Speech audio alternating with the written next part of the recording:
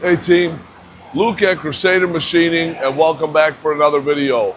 I'm not going to spend the next 5 to 10 minutes blabbering on and wasting my breath on some long drawn out pointless introduction. We're going to hop right into it. Today we're going to be talking about threading, single point threading, but we're going to get a little bit more specific with that. We're going to be talking about G76. Yes, that is right, the infamous G76. So grab your coffee, 3 pencils and a pad of paper, and your Machinery's Handbook. You should follow along throughout the video, even if you already know G76, because we're going to be touching on a few threading principles and practices throughout the video that can help everyone, whether or not they're a beginner, even a little bit more advanced when it comes to CNC and threading codes. The G76 version that we're going to cover is what I like to call the 2-line method. Okay, your G76 1 line, your G76 2 line. Furthermore, I've spent the past week or two coming up with this guide, this nice, pretty guide for G76. Now, I have my ebook as in my Instagram link, but I also am thinking of putting this out as a little supplementary electronic document. Drop a comment below. I can see what I could do to make this as a free Google Doc.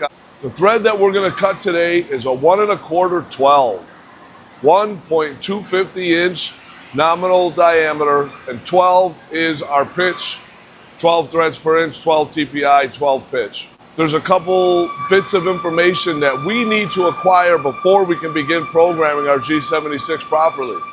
The easiest thing is also maybe the most important. Our pitch is our feed rate in a threading cycle. So in the G76, the second line is going to have an F value. We are going to take 1 divided by our TPI, or in this case 12 threads per inch. That is going to get us our feed rate, our F value. F.0833 is our feed rate. 1 divided by 12 is 0.0833. Second thing we have to know is, on our G76, how deep are we going to be cutting that thread? That is what we would call, on an external thread, our thread minor. Our thread minor diameter, we can get that from the Machinery Handbook. Now we also need to know our thread height. The height of our thread is our major diameter subtracted from our minor diameter divided by 2 gives us our thread height. Another thing that we have to know is, what is our thread angle? The majority of threads that we cut, every now and again we'll do a Whitworth that's 55 degrees. For the most part, it's 60 degrees, and I bet that's common amongst the viewers of this video also. 60 degrees.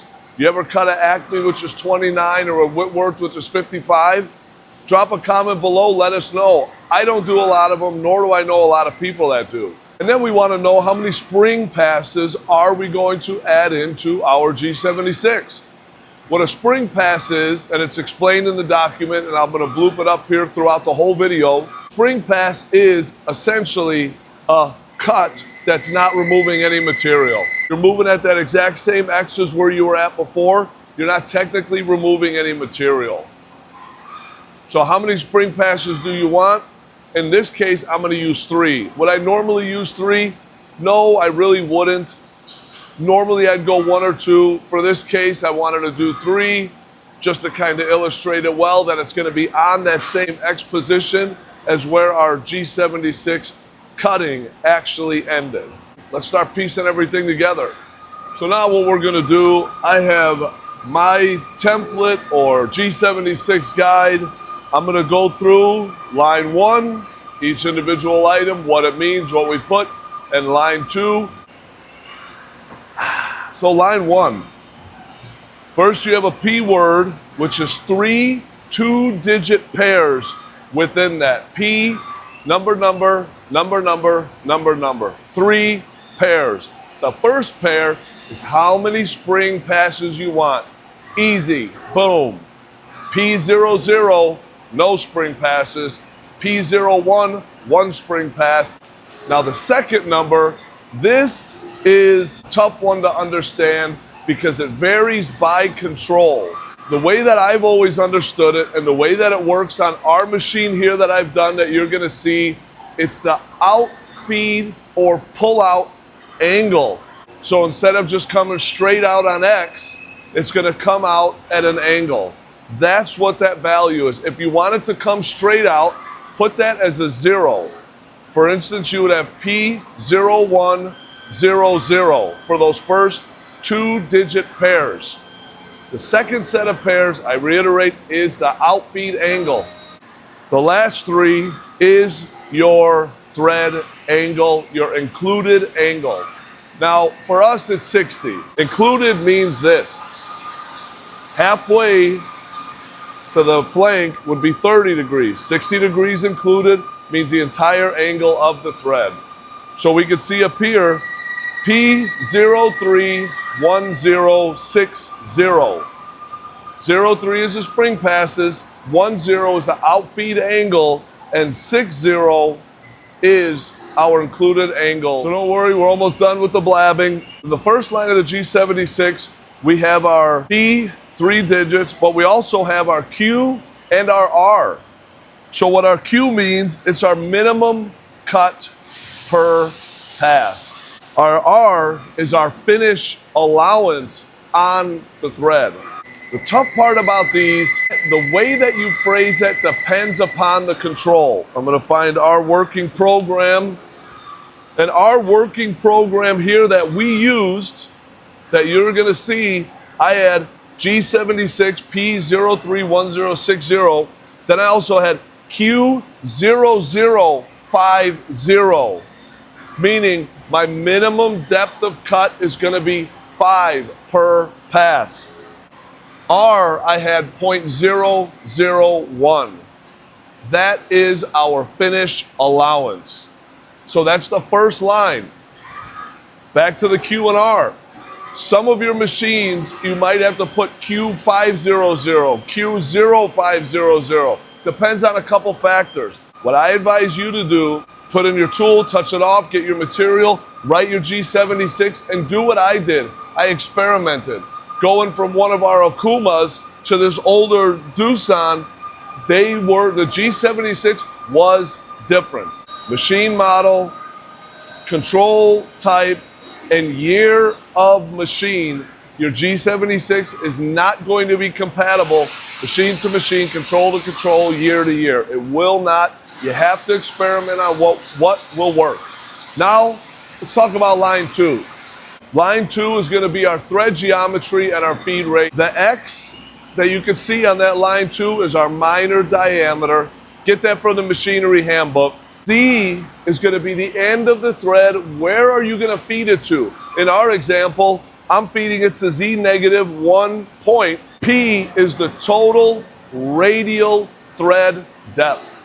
Again, refer to the Machinery's Handbook. If you don't have one, try to get one. You can find one secondhand for cheap, or what I really like is the Machinery Handbook Pocket Edition. Has all this pertinent information that's wonderful to have. Name applies, it can fit right in your pocket as long as you have those really big Janko jeans from the 90s.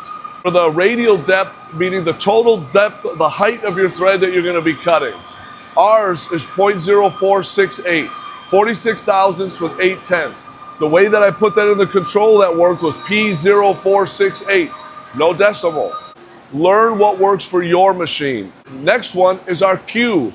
Our Q is our depth of cut for our first pass.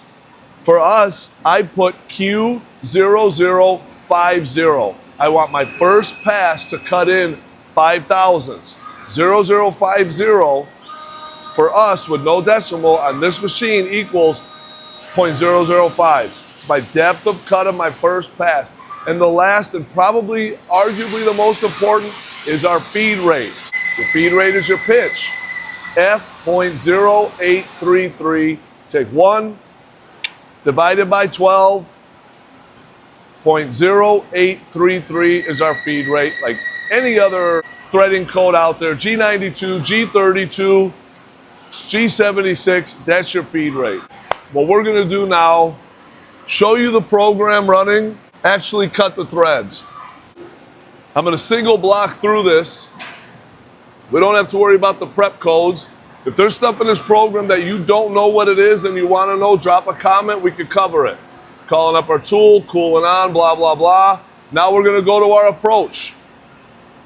Now we're going to hit the G76, and I have my RPM pretty low so you can watch it cut. And what I want you to watch is right at the end of the thread, how it's going to come off at an angle. That is that P0310. At the end of the thread, it comes off at an angle instead of just coming right out in X. And it's not very exciting watching this point, but you can see I'm going to go from 1.162 to 1.152. That's my 5,000th step. Now we're doing our last finishing passes. It's decreasing our depth of cut. We're at 1.149, and that was my third spring pass.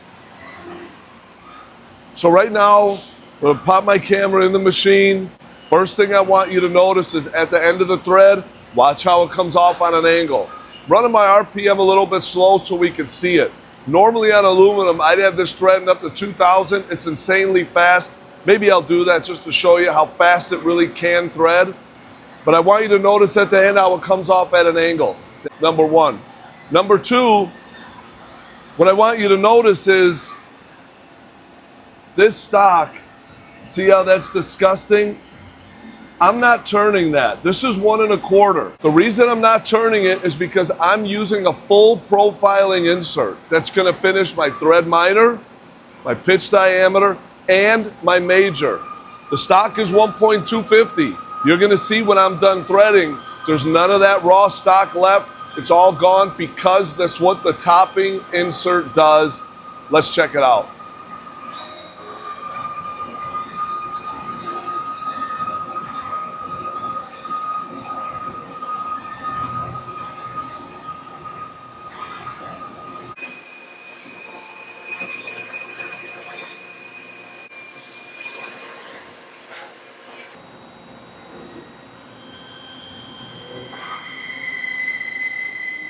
So you can see that disgusting finish.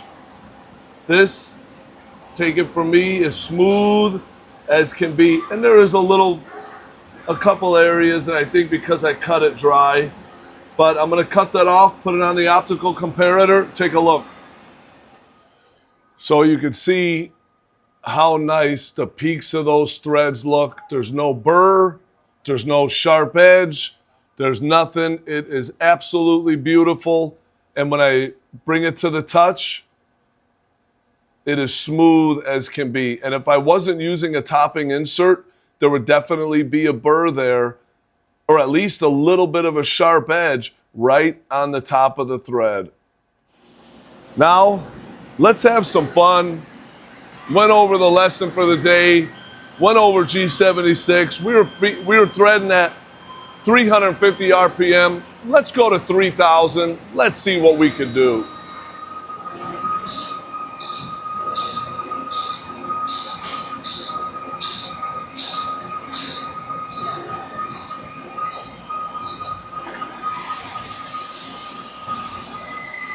Well, that was quick.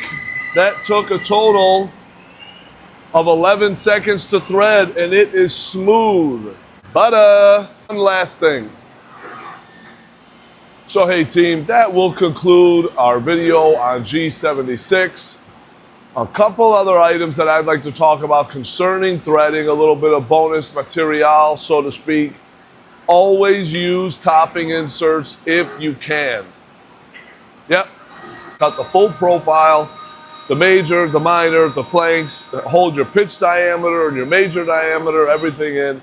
G76 is a great code. And every time I've done a threading video, I got a lot of people saying, hey, use G76, use G76. I prefer G92. G92 is a much simpler code that you have a lot more control over what depths of cut that you take on every single pass that you do take. G76 works. There's a good practical son in the background dancing, trying to get me to laugh. He almost got me. For us, we use G92 99.5% of the time. You want to see G92, I made a video on it. And here's a question I have for you guys out there watching it. Those of you who like G76 more than G92, drop a comment below. Let the viewers know, why do you think G76 is a better code? Maybe there's something in it that I don't see. As always, thank you for watching the video. If you like the content, consider subscribing to the channel. Give the video a thumbs up. Drop a comment. Let me know what you think. Let's get the conversation started down in the comments. And most importantly, share the video with someone that you think can derive some value from it. Find me on all my socials, Luke at Crusader Machining, TikTok, YouTube, Facebook, Instagram. Thank you for watching. We'll catch you next time.